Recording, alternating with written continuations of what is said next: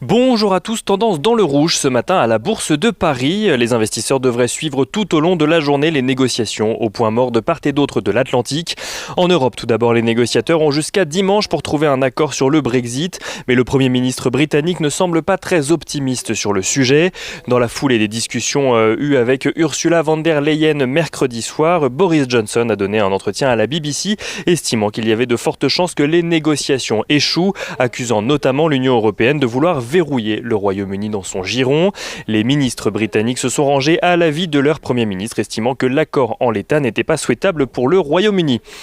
Aux États-Unis à présent, les discussions patinent toujours également à propos du plan de relance. La nouvelle proposition de plan de relance de la part du gouvernement américain a un peu plus semé le trouble. Il y a à présent un plan de relance de 916 milliards de dollars défendu par l'administration Trump et les républicains d'un côté, et le plan bipartisan de 908 milliards de dollars auquel sont attachés les démocrates.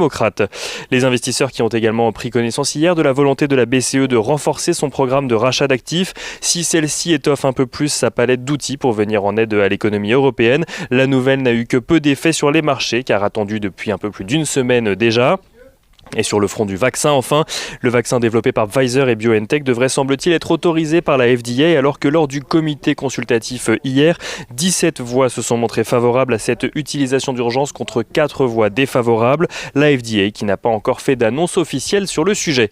En France, en revanche, Sanofi, qui développe un vaccin avec GSK, a de son côté annoncé que le développement de leur vaccin prendrait du retard. Il présente actuellement une réponse immunitaire insuffisante chez l'adulte, le vaccin qui ne devrait être disponible qu'au 4e trimestre 2021.